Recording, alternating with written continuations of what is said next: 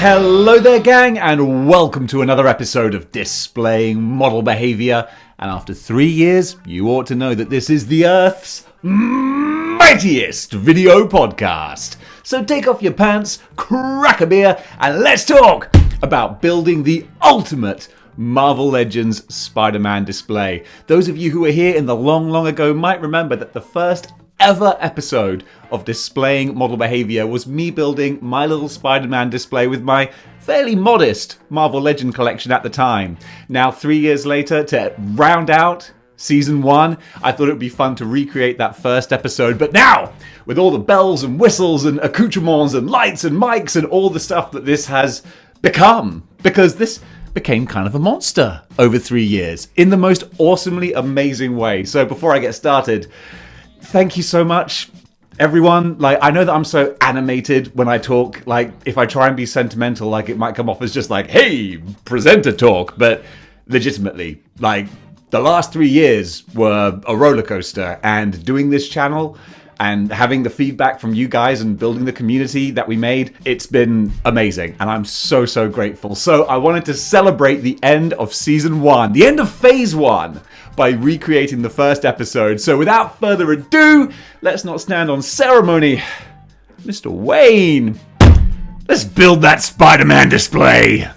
Alright, gang, so here we go, busting out the beautiful backdrop, which again is like an example of the community of model behavior. You got the Necker street scene behind there, but then everything else is all donations from people who are incredibly talented and wanted to help the channel by just giving me props and diorama pieces, and it's you guys literally who have made this show, and that's absolutely bonkers, and I'm so grateful. So this video is going to be a long one. Okay, so you might want to put this on in the background while you're doing your ironing or dusting and hoovering, whatever it is that you do while model behavior is playing. We get comfortable because we ain't going nowhere for a while. Alright, so first of all, we gots to put down. We're going to do Spidey's rogues, basically. So who better than the Green Goblin, Norman Osborn, coming in hot from the Spider-Man retro wave. This is a chef's kiss, beautiful figure, and also because he came with so many great accessories as well, he's got so much toyetic posability, photography options. He's got the Norman Osborn head, he's got the cowl that you can pull down when he's got that unmasked look, so it really completes it. And of course, with my Green Goblin, got to do a little bit of kit bashing, and that's what I always loved so much about Marvel Legends, was the ability to mix and match and put things together. So he's got the blast effect from, I think it's War Machine's blast effect. I just blue tacked that to the back of his glider. Boom! Look at that. Just brings the whole thing to life. I think that works so well. And also, on the end of his finger, he's got the bang effect from the White Rabbit's umbrella gun. So all of that combined just works for a great Norman Osborn. Now, I had to kind of pick and choose which figures I kept, because originally we had the more modern-looking Green Goblin, who I thought is terrific and superior in some ways. I like the darker colors. I like the more gnarly kind of face with the costume that's a bit more sort of medieval jester kind of looking. I really like that. But if I'm going to go for a quintessential, boom, classic Spider-Man display, you gotta go for the bright-colored 1960s style Remetia Kirby sort of Green Goblin. That one's just fantastic because I've been culling. I've been culling my display big time. So I've cut down all the sort of C/D list characters, only gone for the main ones, and then only one version of each. Although what I did do when I had two versions of the Green Goblin, that actually did work great, because then I had the more modern one as Norman Osborn, and then this brighter colored one as Harry. That's a great combination. A lot of people are asking for a Harry Osborn Green Goblin, but I don't know, I think that would be kind of surplus to requirements. I mean, he literally wears the identical costume to his dad, so you might as well just fork out for the retro one, you know what I'm saying? But still, no better way to start off the display. And then we have Dr. Otto Octavius. I will not be ignored. I shall rule you all. That's actually a line from my intro theme song. If you let it play on, you get a little bit of Doc Ock going on there.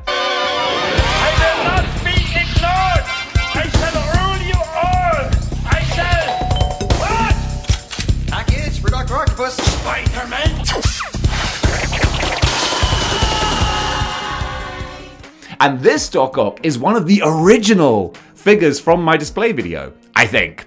Because, I mean, they didn't update him for the longest time. And then when they finally did do an update / re-release, they went and paired him in a 2-pack with a female figure that wasn't necessarily one that a lot of people wanted. Could you imagine if they did that again? Yeah, don't worry, we're going to cover that. In the meantime, though, this Doc Ock here, he's great. He's just great. And remember when we could get figures like this for just the normal standard price? $20 for like all the tentacles and all that jazz? Of course, the one thing, and all that jazz.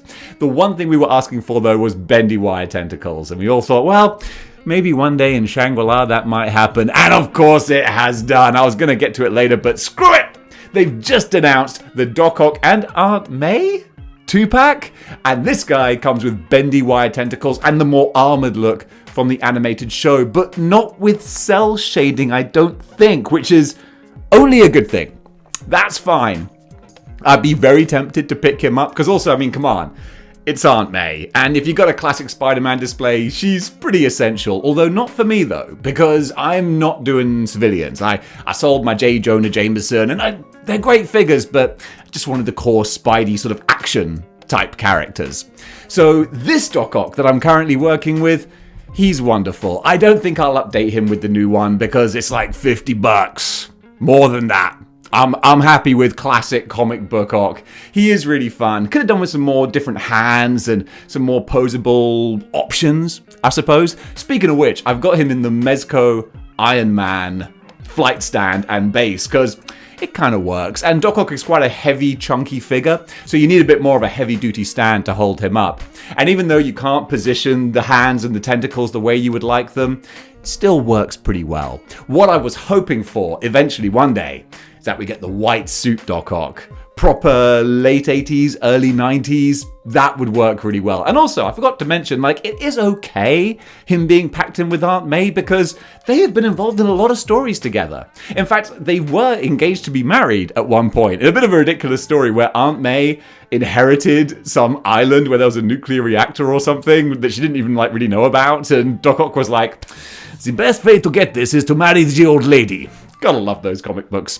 But then what was really wonderful was that sort of interaction and connection between the two of them still continued after his plan to marry Aunt May was foiled, and there was still kind of a love and interaction and romance between them.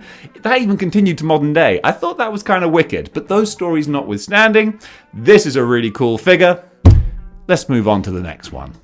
And now we got the Master of Illusion, Mysterio. Quentin Beck in the best version of him, I think, from the Spider-Man retro line. The first one that came out was decent. Just decent. It's a decent figure. But whenever I looked at him, I was like, if only you had the gold bits as opposed to just having them green, which is a valid costume design. Like that is how he looks in many appearances, but I wanted the brighter, bolder, more zhuzhed up look, and finally Hasbro were like, hey, you want to essentially buy the same figure again? Is that what you're saying?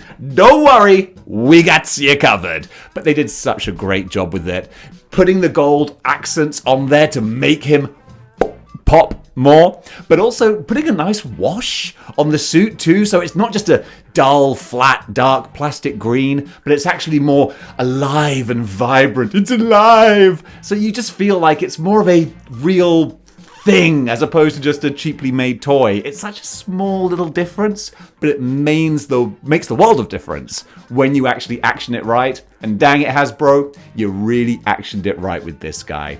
So a lot of people, now it's funny, I used to not mind plastic capes, and then people were like, cloth capes, they're the way to go. And then once I started to dip my toe into Mafex and Mezco, I was like, I never thought I'd say it, but I get it. I get it. So a cloth cape on Mysterio, that would be the bomb. But even just the basic one from the retro line still looks the bee's knees. And these guys all together, we're building out the essential rogues.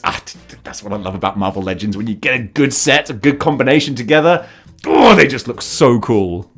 And now we have the Kingpin of Crime. That's my Kingpin voice from the animated show. That's not the Daredevil Kingpin, Vincent D'Onofrio one. Which is something more of a deep guttural kind of voice. Like he's always trying to stifle the urge to murder people. That was okay. It's not one of my better impressions, but after 3 years, you're going to have a few hits and a few misses. What was a hit, though, was this deluxe Kingpin figure. Just like Mysterio, we got the Kingpin Build-A-Figure, and he was fantastic. But again, the whole time, I would look at him and go, if only he was more colourful, if only he had the colourful pants and the cravat and just a more classic kind of look. And Hasbro were doing the full Cody Rhodes like, what's that? You want to essentially buy the same figure again? Oh, well, allow us to oblige. And oblige they did, and I was happy to pay. I had no problem with that because what we got was great. Just taking the initial one and zhuzhing him up a little bit, and it works so well. This is a fantastic Kingpin. Looks terrific on the display. Coming in hot with another classic Sinister Six member, we have Adrian Toomes, the Vulture, who is an essential for a flight stand. You gots to have a flight stand for Adrian Toomes. And I know what a whole bunch of people are already going to ask because it's a guaranteed for every video, and I'm happy to answer it. Gundam stands from eBay. That's what the stands are. So if you go to eBay, just type in Gundam stands, boom, you're going to find them. They're in packs of 4 all the way from China. So it takes a little while to ship, but it's worth it. I would normally buy like 12 or 16 or so all at once because they're a little bit brittle. If you're a big clumsy oaf like me, you may well snap them when you piece them all together, but man, they're really good budget stands and they have a very small footprint as well, so you can put a lot together. Excellent stuff. Speaking of excellent, this Vulture, it's good. It's really good. They did a great job just making a gnarly, mean-looking, old Adrian Toomes. Really nice. Little bit annoying that the wings do not clip in well. They would fall out quite a lot. I eventually superglued them in, which is something I never tend to do with Marvel Legends. I hate doing anything to them. I want them to be just like pristine as they are, but man, eventually I just got tired of having to reach around the back of my display to pick up the wings and then put them back on, so they got glued. But yeah, this figure's great, and he's the only modern version of this character that, Hasbro have made. For another Vulture, you gotta go way back to the Toy Biz one. What I would love to see them do, though, which I think is a very real possibility in the retro wave, is the young Vulture, where he can steal the life force from other people and make himself young and youthful, because he also has a really cool armored costume when he's in that kind of phase in the 90s. And of course, in the 90s, everyone was getting armored costumes. When you get to the stage where Batman and Captain America have armored costumes, it's like, man, whoa, this thing's really getting out of hand. But I thought the Vulture's one worked really well for the character. And I'm surprised that they dropped the life-stealing gimmick, because it's such a, it's a perfect fit for a character like the Vulture. But I guess they were like, nah, we're just going to make him a grumpy old bank robber. But he has had some badass stories since then, so I will allow it. And certainly, in this display, I'm going to allow this figure. He looks great. Then we got a character that we haven't actually seen in the comics for a long time. Not in this form, and that is the Beetle, Abner Jenkins, who of course in 1997, I want to say, became Mach 1 in the Thunderbolts. And ever since then, no one's worn this classic Beetle costume. We've had different versions of the Beetle. We've had Lady Beetle, we had a big jacked up tank version of the Beetle, but not this classic dude. And I think this is a great representation of that old design, and a surprising amount of effort and energy in what is, to be fair, pretty C/D list character, but they went with a whole new mold with armored angles on the suit. You could imagine they would often just use just a body and just paint it green, but no, this is proper new sculpting on this guy. Really nice. Really nice. They went above and beyond on this. Love the metallic look. And then with the actual Beetle backpack and the lovely big wings as well, they went to extra steps, which I know a lot of people say, you shouldn't say, I appreciate that. You should expect it. Well, both. I appreciate it and I expect it to, or we should do. We got to demand more bang for our buck, but we got it in this one. And the Beetle, I always had a little place in my heart for him because I love a character who has a lot of humanity in him, and the Beetle does. Like, he's a bit of a loser. One of my first Spider-Man comics I read was, I think, Spectacular Spider-Man, where Spidey was chasing him, and he wasn't trying to, like, attack Spider-Man. He just wanted to get away. Like, he literally cowers and hides in a smokestack and just hopes that Spider-Man goes away, and it's like, nah, mate, that's not how the world works. When I read that, I was like, you know what, Abner Jenkins, the world loves a loser. I got a lot of time for you, and I got a lot of time for this figure.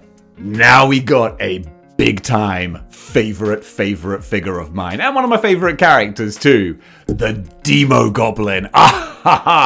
This is a Build-A-Figure that often I'd be a bit disappointed about because he's a normal sized character, and I'm like, no, come on, Build-A-Figures, they gotta be big and chunky. Nah, this one, absolutely fine with, because he just looks the nuts, this guy, with his flight stand and his gorgeous flaming glider. That's so cool. And then just the amount of sculpting and paintwork that went into making this really grotesque kind of demonic face. Love it. I mean, there's a bit of reuse with some of the arms and the scaly bits, but I don't care, man. I ain't bothered. You put those pieces to good use. I'm fine with that. Chucking in a great flight stand that works so well, you can tilt and pivot him however you like. Really, really awesome figure. Gave me hope that we were going to complete the Maximum Carnage teams very, very soon, and we're still waiting on Carrion and possibly a few others. Nightwatch. I don't think we're going to get Nightwatch. But Carrion, come on, Marvel Legends. You just gave us Tarantula.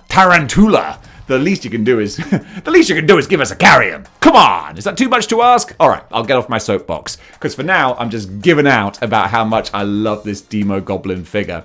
Now in the comics, we got Demo Goblin. Because originally in the comics he was killed by the Hobgoblin, who, while he was trying to save a child, and Hobgoblin was like, well, this is my chance to kill you, so down you go. But then he was resurrected by Carnage sacrificing Shriek, so he came back as Demo Goblin.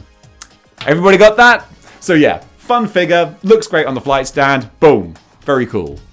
Going a lot more human now, we can bring in Hammerhead. Gotta love the gangsters, because that's kind of what Spider-Man should be. He should be street level. Mad scientists and gangsters, and the occasional demonic goblin. I'll allow that. Hammerhead though, classic, old school, and this figure, it's another one of those ones that just has some really nice little touches that you might not have expected, and you get and you're like, I like what you've done here.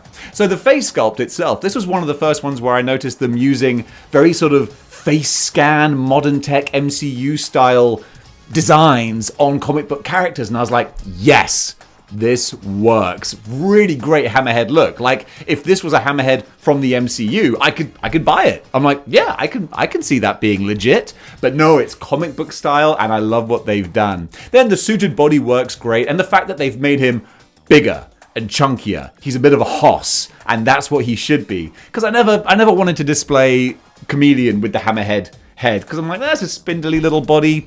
I ain't got no time for that. But this guy, yeah, works great with the pinstripe, and the fact that he comes with a great old baseball bat and the wonderful knuckle duster with the head on there, so he can poof, imprint that on some poor schmuck's forehead. I think that's really, really cool. Love that guy. And speaking of Chameleon, I'll say now, you know what? He ain't in this display. I used to have him. I used to have the Chameleon figure, but I eventually sold him. He was one of my final grails. He was one of my final grail figures, and at last I got him, and I was like, I've completed my Spider-Man display. I can now sit back and watch the sunrise on a grateful universe. However, I needed money. That's essentially what it was. I needed money, and I didn't like the figure. He just looked kind of boring. Wouldn't stand up in those dang awful smart shoes. So I'm like, you know what? One of these days, somewhere down the line, we're gonna get another Chameleon, and I'll get that. Hopefully, classic old school smoking jacket Chameleon. That would be fantastic. In the meantime, though, I'll admit there's gonna be a big Chameleon-shaped hole in my display, but I'm okay with that. Also, while I'm talking about gangsters, there are a couple of other ones that aren't in this display, but it would behoove me to mention them. Jigsaw. I did purchase Jigsaw originally a while ago, and I just eventually sold him because he wasn't an essential. And I've got to try and keep this collection small. It's all in storage now. But yeah, the only stuff that isn't in storage is what you see behind me. So yeah, I thought Jigsaw, I'll find a new home for him. But he was a great figure again. Really, really cool face design, face sculpt, and all the accessories and weapons. They went a little bit extra with him, and it showed, and it made me feel like, I'm happy to have spent the money on this guy. And then also, speaking of gangsters, escaped my brain there. The Rose just got announced as well. The son of Wilson Fisk, the Kingpin, Richard Fisk. That's his name. I had a little bit of a brain freeze there. Yeah, the Rose just got revealed on the Hasbro Pulse stream. Not entirely sure about the design. It looks like he definitely bought that suit off the rack. That's what I'm saying. That is not a tailor-made suit. It's like, mate, did your mum make you wear your big brother's suit? It's like, here, have this hand-me-down. Oh, Mum, can't we get a new suit? We've got suits at home. So, yeah, that looks a little bit goofy. But the actual Rose accessory and the head sculpt, it looks nice. I gotta admit, he might be just a high enough Spidey villain tier for me to get. Especially if it means that we get a Delilah figure at some point as well. Do her on the She-Hulk body? Take my money. And then do Stunner as well? Wait, I'm getting ahead of myself. Alright, but still, a lot of awesome potential figures still out there. And now we got a real modern heavy hitter, Cletus Cassidy, Carnage. And this is one that's had a few iterations over the Marvel Legends line. The very first one that Hasbro did, I was a big fan of. That was one of the first Hasbro ones I saw, and I was like, oh wow, this looks legit. Like, these Spidey figures, they're going up a notch. Now that looks positively passé, but they did some great improvements. The first one, which I did love, was the Monster Venom one, which was totally Mark Bagley Carnage. I still lament selling him slightly, but I go Highlander rules with my display now. There can be only one. So I had to keep this modern one that had all the great sculpting in the body. But just going back to that Bagley Carnage, with the scythe hand, or whatever you want to call it, the blade hand, that looked so great. And the Cletus Cassidy head, that unmasked head, again, perfect representation to me of Mark Bagley pencils from the 90s when he was at the height of his powers. Loved it so much. I even got a DC Lex Luthor prison body to put that head on. That worked so well. But again, had to scale things down. Just stuck with the one Carnage, and we've got the modern Absolute Carnage style figure. And again, extra work going in there. Got two different heads. We got more classic Carnage, which I want to have, but also they had the more spirally King in Black Absolute Carnage look. Both of them really cool. A lot of people call this the rosebush, like the thorny Carnage, and rightly so. He looks mean, spiky, like if you were to pick him up, you would expect to prick your fingers, and that's just really cool. Then when you got all the striations and the tendons and the muscles, the sinews, such a great representation of the character. Really love this guy. And what would Carnage be without his main squeeze, Shriek? This was a character I was waiting so long for, and when we finally got her, I gotta admit, I was disappointed. I was very, very disappointed. I felt that the head sculpt with her kind of mullet sort of look, it was very blah, it was bland, it wasn't great, but hey look, she's kind of essential for my Carnage display, so I thought I would make sure I had her. But yeah, she continues to underwhelm me. At least she's on the modern female body, but now, finally, Hasbro did reveal the super articulated female body for their Black Widow, which looks gorgeous. However, you say super articulated, I say what we should expect for our money these days. That shouldn't be super articulated, that should just be a standard female body. That's all I'm saying. So if they could redo Shriek on that, yeah, that'd be nice. Please, with a different head sculpt and an actual sculpted crackly effect coming off the eye. Yeah, please and thank you. We're not going to get that. So we're going to have to make do with what we have. But yeah, one of the things that's so prominent about Shriek in the comics is her eye is always, nearly always, lit up with her sonic power crackle effect. And they've done that before. They did it with Cable. They did it with X-Man. They didn't do it with Shriek. They're like, nah, she's not a big enough character. Not enough people care about her. We're going to go a little cheap on this one. So it was just a painted body with a new head. And it was what it was. At least she fills a gap. Okay, we're going to move up a tier now because we're running out of space already. And I'm going to include one of my first custom pieces, and that is Spider-Side, made by my amazingly talented friend Stepan. This is my dream figure. I love the Clone Saga. You guys know this. So I wanted all the Peter Parker clones, the heavy hitters, to be represented. So of course, Spider-Side has to be here. Done on the Caliban Build-A-Figure body, but then with loads of sculpting and extra work on there, gorgeous paint job. And unlike Hasbro, my man, when he made this, actually sculpted in the lines on the suit, so it actually has layers and separation. Looks so great. I love this so much. You know, sometimes you have an idea in your mind about how something's going to come out once it's done, and then you see it, the finished product, and it exceeds all expectations. That is what this Spider-Side custom was for me. I was over the moon with it. And it's lucky because, get this, being shipped from Czechoslovakia, no, the Czech Republic. Sorry, my geography is terrible. Which I know it's just like name changes. Let's not get bogged down in this. I need to edit this, but y'all know me. I ain't gonna edit this. Shipped from the Czech Republic. 10 months it took.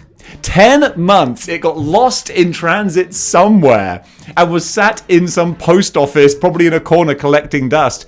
And Stepan and I, we both agreed, like, hey, I guess he's lost. So God bless you, he started making a whole brand new one for me from scratch. I was getting the progress pictures. He was like, this one better not get lost. And then boom, I get home from work one day, 10 months, nearly a year later. What's waiting for me on the doorstep? Spider-Side. So just unbelievable. Well worth the wait. I love this figure. And what would Spider-Side be without his brother, Kane? We keep asking. When I say we, you know I mean me. Keep asking for this figure in classic Marvel Legends form. Maybe one day. But this is genuinely one of my all-time favorite characters and one of my favorite designs as well. When I started reading Spider-Man, this was the dude who was getting the Brock Lesnar push. Just coming in and murdering everyone to get himself over. First of all, he kills off the Grim Hunter, which no one really cared about. He'd only been around for like 2 different stories. And then murdering Dr. Octavius himself. Doc Ock did the job to Kane, and that was pretty brutal. And I think fans at the time were not happy. Me, I'd only just started reading, so I was like, wow, this guy's awesome. So yeah, that was very cool. Kane rips open the door of a police car that Doc Ock's in, drags him out, has a quick scuffle, then burns the mark of Kane into his face and snaps his neck like, all right, this dude ain't here to play. And neither was Stepan when he made this figure. On the Thor, the Odin son Thor body, which some might say is a little too chunky for Kane. Not for me. I wanted a big, beefy, intimidating Kane. Then all the blue stuff, tack putty that he's done for the different veins and the spikes. Gorgeous. I want to see Hasbro's interpretation, but I don't need it because this guy, he fits the role perfectly. And then rounding out the Parker brothers, we have Ben Reilly in his classic Scarlet Spider costume. One that would be nice to see an upgrade of in the Renew Your Vows type body. Although, hey look, we're getting 2 new Ben Reillys out at some point in this year. We're getting the Beyond Spider-Man suit, which honestly, I don't really like. And after closer inspection, I can confirm they've cheaped out on the web shooters. There's no details on here. They might add it later, but I don't think they're gonna. Prove me wrong, Hasbro. Prove me wrong.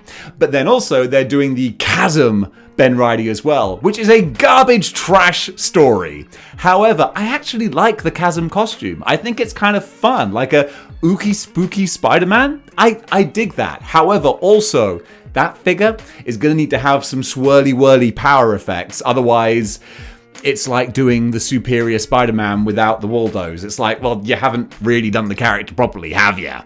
So we'll remain to be seen on that. However, this retro Scarlet Spider, this was done right. They did a fantastic job with this. Love the metallic kind of red costume. All the little details on the belt going around the base of his hoodie. The external web shooters, nailed it. Love this. Comes with the wonderful blonde unmasked Ben Reilly head as well, which doesn't technically match up because he didn't dye his hair blonde until he took on the real Spider-Man costume, the sensational one. But also that blonde head, will fit on the Sensational Spider-Man body. So you win all around. But yeah, this figure, it's one of my all-time favorites. Now a bit of a sleeper hit of a figure. We have Hydroman.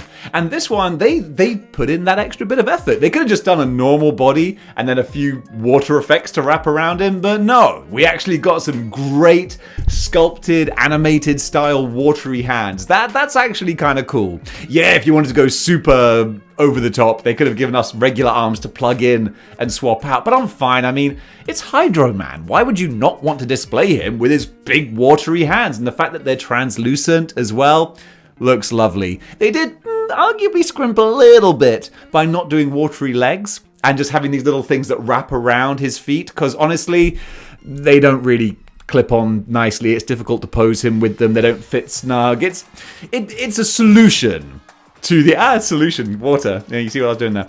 It's a solution to the Hydroman problem, but it's not like a perfect one. But I'll take it, especially for a character who is not like massively integral to the Spider-Man display. I still really love what they've done. Plus a really sort of quirky, sort of villainous kind of looking face. I dig it. I like Hydroman a lot. Now this next one is kind of interesting because I have been selling off some of my D-list Spider-Man villains. Characters like White Rabbit, I think I got rid of her, and a few others as well, because I'm like, I just need the essential ones.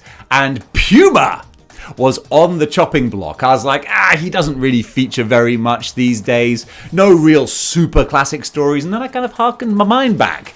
And I was like, well, you know, during the black costume time and sort of the mid-80s, like, Puma was a big money player. He did a lot of stuff. Thomas Fireheart, he made a kind of a name for himself. And also this figure, it's got some really nice features. Mainly the kitty cat face, I think is great. I love his little pink nose and just the feline features.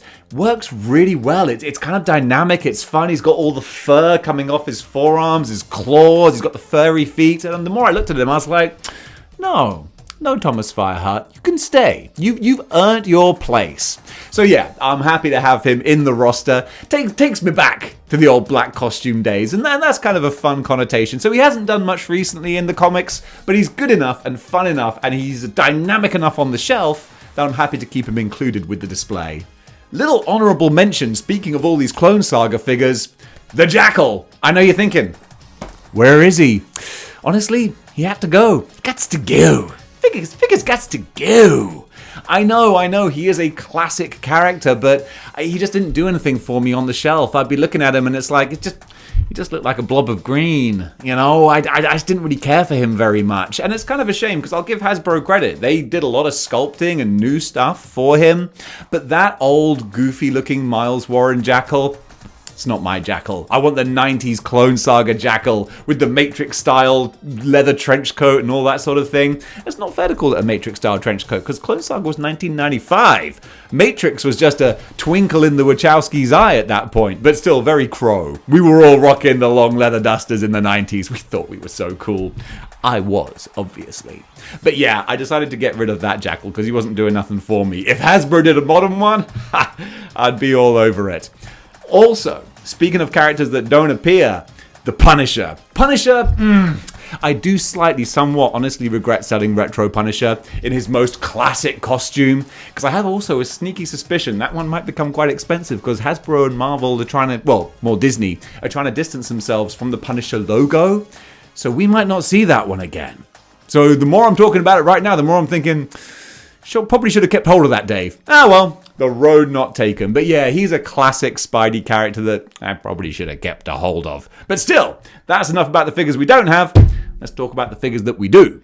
Time to get slimy with the symbiotes. And first up, we've got Riot. And yeah, it's a bit of an underwhelming one, this. Why do I still have him? Because I wanted to have the whole Life Foundation set. But man, this is Riot.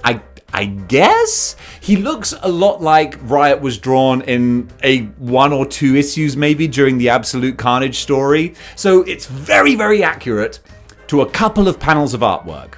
but it's really not what you would want for a Life Foundation set, because the reason it's called the Life Foundation is because these characters were first introduced by a company called the Life Foundation that kind of took them from Venom. So if you're calling it the Life Foundation set, which actually I don't know if they have done, maybe that's just us christening that. What was the 3-pack called? If the 3-pack's called Life Foundation, I call shenanigans. But yeah, Riot should be a little smaller, but still big, but more Omega Red style big, and also more grey, and also just not looking like a goofy doofus. But besides that, this figure's great, and hey, the set's complete now, so we can all relax. But the set is not complete on this shelf. We still need quite a few symbiotes, so the next one is phage? Not phage, not rage. Come on, Dave. Is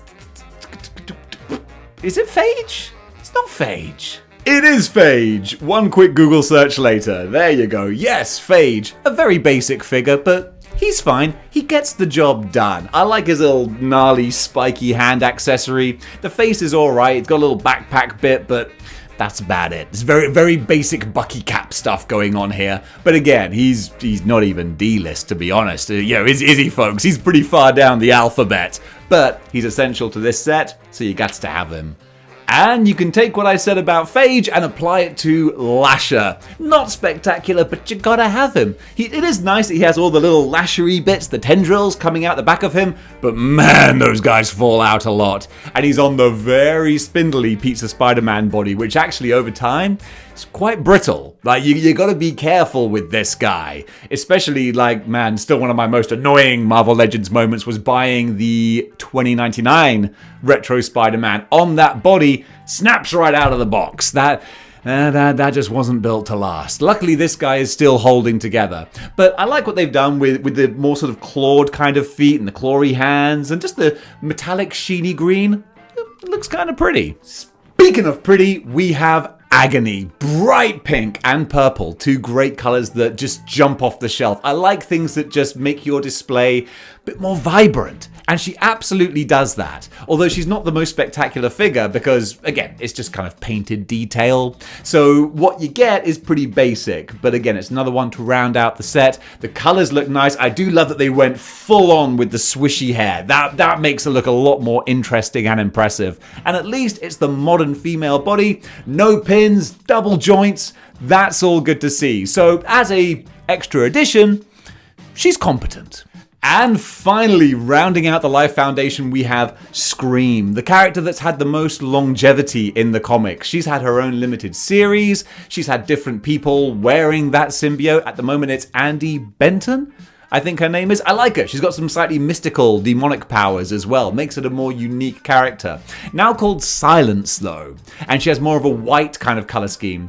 Don't really care for that. It feels like change for the sake of change. You had an established character with an established look, and then you're like, nah, we're going to change it because gotta change something. But this is classic Scream. And what's kind of funny is it's a great analogy for how long it takes Marvel Legends to build teams sometimes, that once they announced the final members of the Life Foundation, a lot of people were saying, that's awesome, now they need to do a new version of Scream so she fits in with the one. I'm like, no, that's not fair. You can't start demanding new versions of the old characters because it's taken so long that they don't fit in with the new ones. That's not the way this should work. That's also why I've sold my Thunderbolts, because when are we going to finish that team? It ain't gonna happen. Or if it does, by the time that we do, the original ones are going to look out of date. So, it's the joys of collecting Marvel Legends, folks. Nonetheless, though, that's enough griping. This is a happy video about happy things. And this, having the team together, that makes me happy. Alright, let's go back down to the base now with one of my all-time favorite Marvel Legends. Nay, favorite figures. And that is the Jason Macendale Hobgoblin. Ah! Ha ha! They haven't done better since they made this guy. At least not for the Hobgoblin. We'll talk about the newer one later. But this, they just nailed it, man. And they put the extra effort in too, and that's what's so great to see. I said this is the Jason Macendale one. It could arguably be Roderick Kingsley as well. It's whatever interpretation you want to have. The reason I say Macendale is because it comes with two heads, which is always a better sign of quality. We have the demonic Demo Goblin head, which is so cool. So that's the Macendale Hobgoblin. Because what happens in the story is he sells his soul to get more power, but of course that actually turns him like into a demon. Really cool scene where he rips off his Hobgoblin mask and his face is all demonic and, you know, mangled underneath. It's like, oh, that's some gnarly body horror. I dig that. And then eventually the demon is sort of exorcised from him and you get Demo Goblin, which is great because, like, why would a demon from hell dress up like a Spider-Man Goblin villain? And, like, that makes sense because he was literally extricated from Hobgoblin. I love that kind of legacy sort of character. But yeah, this is beautiful with the metallic fish scale kind of armor, the tattered cape, and all the wash on the face that makes it look really just gnarly. Now then, the glider. Okay, that was where this figure falls down. The glider's pants. Teeny tiny little cheap looking little plastic thing. That ain't much good to no one. You want this beast that this guy's on. This is the Toy Biz Hobgoblin glider, or also Demo Goblin. They did a variant, but this is Toy Biz Hobgoblin. You can normally find these on eBay for not a crazy amount of money, and if you want to zhuzh up your Hobgoblin, this is absolutely the way to go. This Goblin's quite expensive. If you want to get a Hobgoblin without breaking the bank, you can get the retro one, but for me, I don't like that guy. It feels like they took stuff away just for the sake of taking stuff away. So he doesn't have the fish scale armor, it's just smooth, and he doesn't have a different head, it's just the original one. And it's like, you say that you've made these changes so it fits in more with the cartoon, but then stuff that would require more work to make it fit with the cartoon, like changing the glider and stuff, you didn't do. So what is it? Do you want it to be like the cartoon or not? Because you're making half measures, guys. That's why I'm not even going to give half praise. I'm going to give full complaints. Because this is the internet. And that's what we do here. This is what we do. But yeah, new Goblin, not great. But this classic one, oh, Bayeki's gorgeous. Now we got a very, very classic villain. Back in your Sinister Six type of group now with Craven. We've had a few Cravens over the years. This is still my favorite one, but we're getting a new one coming out. However, this one from the Spider-Man 2-pack, again, those sneaky 2-packs where Hasbro are like, well, we know you want Craven. Well, guess what? Y'all got to buy the black costume again as well if you want him. But for me personally, it was worth it. Because it's a really cool rendition of Craven the Hunter. Classic costume. The head I always found was a little bit too wide-eyed and crazy. I always prefer more of a stoic Tom Selleck kind of look. But you can get that with the earlier Craven they did, which is the resurrected Craven from the Grim Hunt storyline. Always loved the skull knee pads. I thought that looked really badass. But again, I was going super retro, super classic, so gotta go for the more retro style Craven. And speaking of retro style Cravens, they are about to release a new animated style Craven on the retro line. And again, it's animated, but not cell shaded, just the animated kind of colors. But it's a shame because he still has the crazy face, which is the one thing I would have hoped that they change. So for me personally, I don't think it's worth an upgrade. I'm gonna stick with this guy. That's my Craven sweet spot. And now you know who it is next. It's the Rhino! Love this dude. Complete re-release of the Build-A-Figure, and man, that Build-A-Figure. Him and Chameleon. Those were my two big grails. Dude, 2019, 2020, that Rhino was expensive. Really hard to get. I eventually bit the bullet and was like, I want my set complete. I got to get Rhino. And then they finally re-released him last year. And you know what?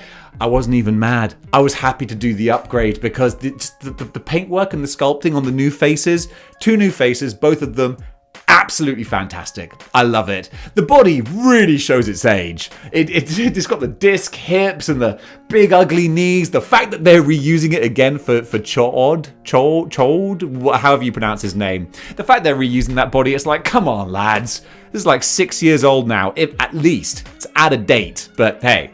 You know, it is what it is. But still, I wasn't mad about buying this one because, again, the paint job as well with the washes and the highlighting and the dry brushing on the grey just made that Rhino hide look alive. I was really, really happy with it. Especially because in the UK, when it first went on sale, there was a price error. So we got him for like 20 quid. So good! If he was 40 quid, I probably wouldn't have been so happy about it. But I'll take the bargain and run.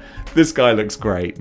And a fun little shout out to the Punisher. I might not have the actual character himself in the display, but I do have his bike. I love this bike. As a diorama prop display piece, I think it's so great. It adds a lot of character to any display, especially this Necker Street scene diorama. And I like that it has silly things that you wouldn't actually, the Punisher wouldn't have. Why would the Punisher have a personalized skull speedometer? He wouldn't, but you know what? It's fun. I really dig it. So with all the details on there, the license plate, the lights, everything, I think it's super cool. I think I sold my deluxe Punisher. Yeah, I did, but I kept the bike. I'm like, nah. You get to stay. And now one of the more modern figures and an absolute classic. We have Life Foundation, Eddie Brock, Venom. This is the quintessential Marvel Legends Venom after so many different iterations. Oh my goodness, Venom is going to be right up there with Wolverine with the amount of different versions. Actually, you know what? He's nowhere near Wolverine. But there are a lot of versions of Venom. And they finally just did one that incorporated all the things that we were asking for. At last we've got Omega Red Body, check. Holes filled in, check. Classic comic cut colors, yes. No cell shading, that's it, boom. Normal monstrous Venom head, yes. And finally, the thing that I was really hoping for the longest time, transforming Eddie Brock head. That, when I saw that, I was like, guaranteed purchase, boom, day one, pre-order deposit down. This is the Venom I want. Love it so much. I love he's got big hands, big intimidating claw hands with the veins, the sculpted on veins around his forearms. So wicked, so mean, terrifying looking. I love that this is classic 90s crew cut thug Eddie Brock. Mad, psycho eyes. This is the terrifying Venom. Absolutely love it. When you see him in a display with Spider-Man, the two of them interacting, it gives me those 90s nostalgia vibes that I love so much. Hasbro, you nailed it. Absolute perfect Venom. I could go on about it, but man, this video is already running too long. But yeah, this figure right here is the perfect Venom. And another super modern character. Gotta love this retro line. Scorpion. Animated style Scorpion, but again, no cell shading, just the animated colors. And this, what did I say way back about Mysterio and Kingpin? When I got the original Scorpion, I was like, he's fine. And he is accurate. He's accurate to the source material, but man, I just wish he was more interesting. I wish the greens were different colors. I wish he had the skin tones on the face as opposed to the weird green, which, yes, is accurate, but doesn't really make much sense. And Hasbro were again like, you want us to sell you the same figure again? We got you covered. And I'm so glad they did, because this is just gorgeous. I know I've done it once before already, but you'll have to allow me another one. This figure pops off the shelf. This bright, luminous lime green just looks so vibrant. It's almost radioactive. I look at him and I can hear like it's just radiating. So nice. And then the face sculpt itself with the actual really decent flesh tones on there just brings him to life so much more. And the fact they incorporate the bendy wire in the tail, that's one of those things that gives you hopes that sometimes they will just zhuzh things up a little bit more. The fact we're getting a Doc Ock with bendy wire as well, it's like, yes, this is what I'm talking about. And this Scorpion, I dig him. I absolutely dig him. This is how you do re-releases. Now we got an all-time classic favorite of mine, the Build-A-Figure Sandman. Flint Marko, baby. This was when Build-A-Figures were what they should be. Even with the big ball hips, I don't mind. It was the style of the time. But you know what was also the style of the time? Making banging Build-A-Figures. This Sandman, huge, big, massive, chunky, the big old sandy arms with different sound effects for the hands. That's huge. You have the grabbing hand, you've got the mace spiked ball, you got the hammer fist. It's so great. And not only that, but you had two different heads as well. You had the normal human looking head, and then you have this wonderful busted up battle damaged Sandman head. I love that so much. Looks terrifying. to have this guy reaching out to grab Peter Parker, this is what it should be. Some folks did say that he's a bit too big for Sandman, and I understand that if you want him just in civilian form. But come on. You want to have a big, terrifying looking Sandman, because when he is all sandy, he can be as big or as small as you like. So I've got no problem with that at all. The only thing missing is maybe some sandy feet, and I would have liked his sandy feet. But that's okay. When they announced a new Sandman coming out, I was like, ooh, licking my lips, seeing if they were going to just upgrade this Build-A-Figure, and they didn't. They went completely different, downsized him, and the new one has its charms, but I had no incentive to upgrade. This is still the ultimate Sandman. And now we got another favorite of mine, Retro Electro. Another figure that is bright and colorful and is just interesting to look at. We have a more modern Electro as well, which I was a big fan of. And he could fit in as a classic Electro too. That was something I really liked that Hasbro did with that modern Electro, was they gave you the modern bald head with the electricity scars, but they also gave you a classic silly lightning mask as well. So you could have him looking more classic if you wanted to. However, we really needed the proper old school 1960s style one, and we got him in the retro line. Some might say that we will find that this Electro is a little bit too bulky. I almost went full Oasis there. Never go full Oasis. But yeah, he's a little bit bulky and muscular for Max Dillon. A smaller body, you could have argued, would have been a bit better, but I'll allow it. Especially because he is so bright, interesting, with the electricity crackle coming off the fingers. He's a lot of fun. I got a lot of time for him. With every video right up there with people asking what flight stands I use, the other question is, where did you get that SpiderMan No More trash can? Because by heck, it looks awesome. RDJ Customs on Instagram. Go check that dude out. He has given so much to this channel, and all he asks is so precious little. That being absolutely nothing, which is fine. I'm happy to oblige. And you shall receive it in abundance. However, I will give a shout out because, man, I love recommending talented people who do awesome things. RDJ Customs, at least get the name right, Dave. Lovely guy, awesome creator. Go check him out. Tell him Dave sent you, and he'll probably charge you more. You'll be like, that guy, get out of here. All right, guys, this next one. Batten down the hatches. Say it with me. Deep breath. Shocker!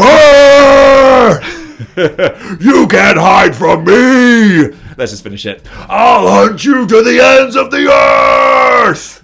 Gotta love it. Retro Shocker. Man. Of all the figures for Hasbro to go, you know what? Shall we just go super ham with this one? So random, but I'm so glad they did. This guy has so much unique sculpting all to himself. The beautiful padded quilted costume, everything, the armor pieces, like, they could have cheaped out, but they didn't. They went hard on it, and I'm going to tell you that you should spend your money on it. So I'm happy to be an influencer when you give us good things to influence. We have a more modern take on the Shocker from years ago, but that's more just like painted details and stuff. This is the bee's knees. I've used that expression a few times. This is the dog's danglies. This is how you do Shocker properly. A lot of people say, oh, it's a shame they didn't paint the lines in there. Nuh-uh. I'm happy with the unpainted lines because, you know, in like the reality of the comics, it doesn't have painted lines. It's a quilted costume. That's just like where the shadows fall to show what the design looks like. And with a three-dimensional figure, you got real shadows to do that. So I'm so perfectly all right with that. I really, really love this character. Love the action figure design. They absolutely nailed this one. Bravo, Hasbro. And now we got Dr. Kurt Connors, the Lethal Lizard. Retro Lethal Lizard. And you know me, I've said it before, I'm still kind of torn. When I knew that they were going to announce a new Lizard, I thought, now's the time. Strike while the iron is hot. Sell that Lizard Build-A-Figure for a nice little profit. And then you can use some of that money to buy the new one, which of course is just going to be an upgraded version of the Build-A-Figure. No, it wasn't. It was a whole new one, which I wasn't such a fan of. Look, this figure's great, okay? But I just like the more bestial, giant, animalistic T-Rex style lizard. And a lot of people don't. And I get it. And that's fine. But I love the dinosaur lizard. Dino lizard, I think that's so cool. He's just big and crazy and intimidating and gnarly. I would happily go for that. However, I sold him. So now we got the retro one, and I'm not going to rag on him. He's a really, really great figure. So a lot smaller, but oh my goodness, so classic. With the super classic head if you want to go proper 1960s style. I prefer the slightly more modern one. This is more of my modern 90s kind of lizard. That works really well for me. And especially with the vials, the beakers, all that sort of stuff. He's got some nice extras. All the new sculpting that went into creating him. A lot of love has gone into this figure. So even though he's not the builder figure, I got a lot of love for him. And now we have the classic Spider-Man, which is just, well, it's the most classic one until we get the next most classic one. But the Renew Your Vows Spidey, oh my goodness, great representation of the character. It used to be when I first started collecting Pizza Spider-Man. That was the go-to Spidey, and the only real modern Hasbro one in the most classic design, and he was going for a pretty penny. Then Hasbro finally gave us the retro Spider-Man in the new retro line, and the crowd rejoiced because at last we had a new rendition of the wall crawler. But then, Hasbro, not one to rest on their laurels, were like, hey, hold my beer. We got a 2-pack for you. And the Renew Your Vows 2-pack took that retro design and zhuzhed him up just a little bit more. Gave us some nice toe articulation, some different heads, and this is the one. This is the one until they do the next one. And I love what they've done. For me personally, I would have loved a slightly brighter blue. But that's okay. I'll take the navy blue. No problem with that. And the head, you can see I've swapped them out. This is the head from the sensational Spider-Man Ben Reilly with the smaller eyes. Because I figure, me personally, I love big eyes. Big 90s Mark Bagley eyes. That's my Spider-Man, but we're going for like a classic kind of display here, so I like the smaller eyes for that sort of look.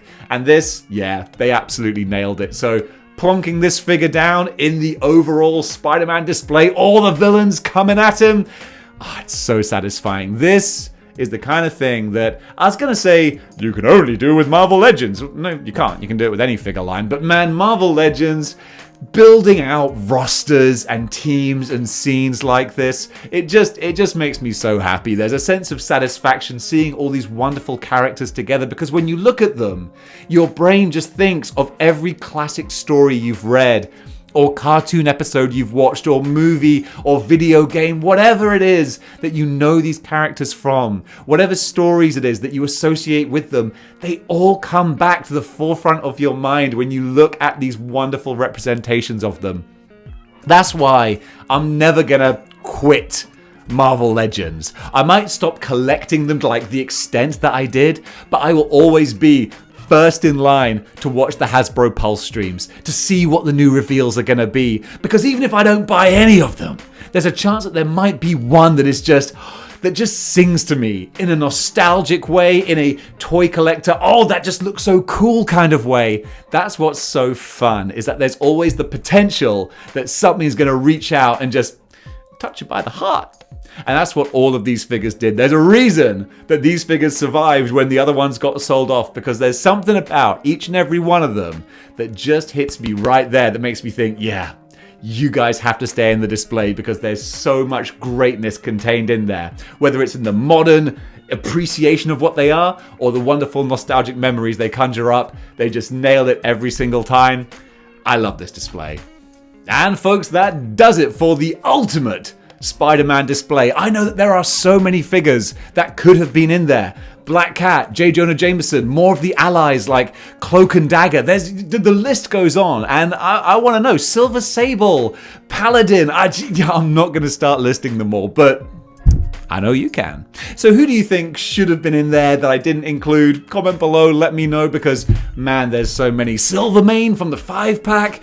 Yeah, the list goes on. But for now, for me, that does it. And that also does it for Season 1 of Model Behaviour. 3 years. That's about the length of a Marvel phase, isn't it? So this is the end of Phase 1. This is the end of the bunker years. So we're not going anywhere. Marvel Legends? No. Model Behaviour.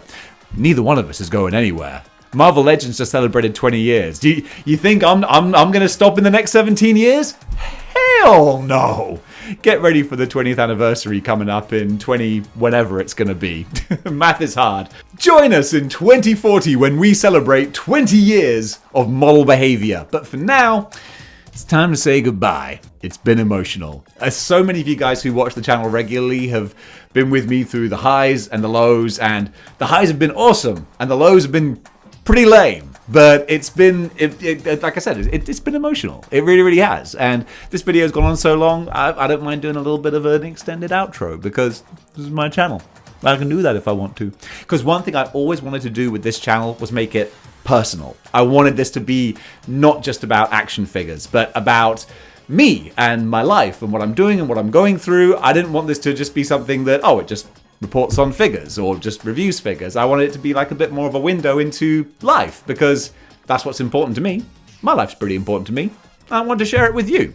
So I'm so glad that we did. Now we've got like the Facebook group and all the community, and it's just amazing. And I feel like I've made so many friends through model behavior that, you know, I may never meet in the world, but I feel like there are folks in America and Europe and the Philippines and Australia, and now I've got to stop rattling off countries because there's too many, and it's just absolutely amazing. And I love all you guys so much. So thank you for being on the journey and on the ride, and I look forward to seeing all of you for Season 2, which will be coming very, very soon. As soon as I'm relocated and set up in Japan, model behavior is coming back, and you know what? Knowing me, we ain't gonna skip a beat. I'm probably gonna do some live streams while I'm getting everything else sorted because I can't stay away from the channel. So gang, thank you so much for everything over the last 3 years, and until next time, keep displaying model behavior.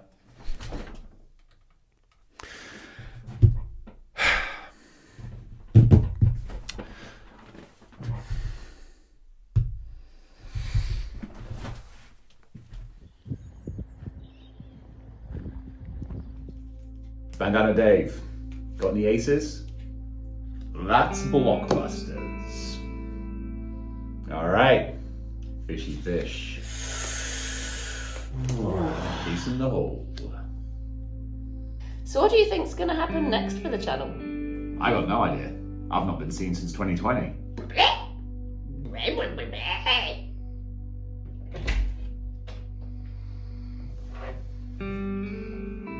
Hello everyone. Is there a problem, Dave? No, I just thought I might join you this evening. If there's room. Oh yeah, I'll shuffle round. I know you used to be quite the card player in your youth. Would you like to deal, Dave? I should have done this a long time ago. You were always welcome. Well, 5-card stud, nothing wild.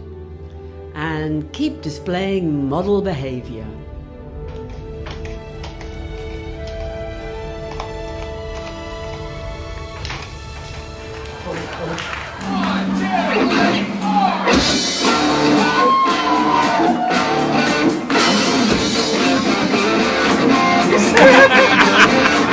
Why not?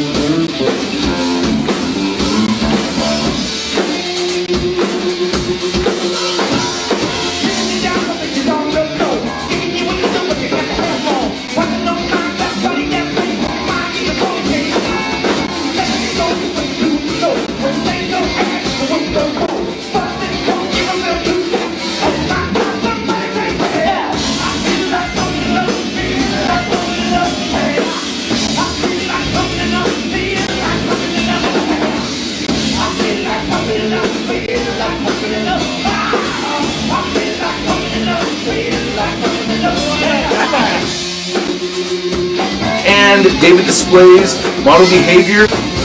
I'm kind of a big deal.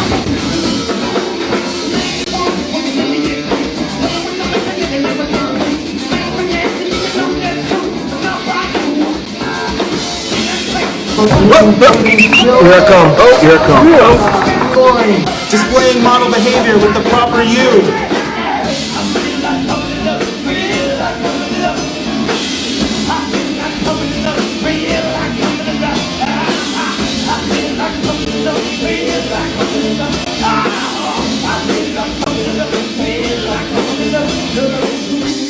How high are you?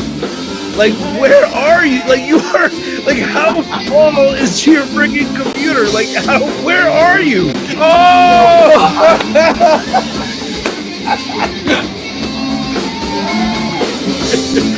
Good!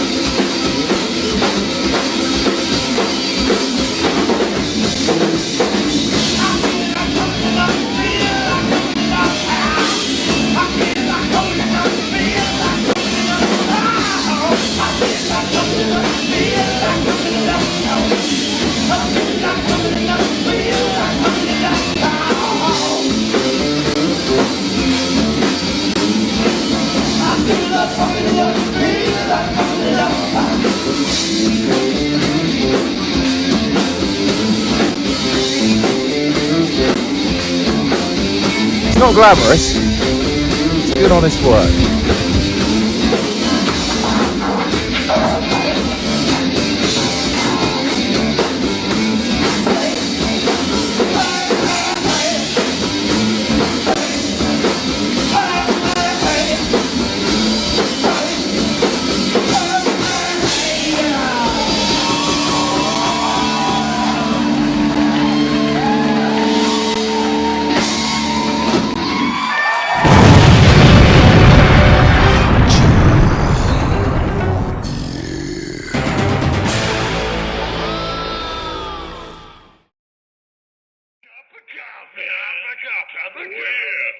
Coffee, big time coffee.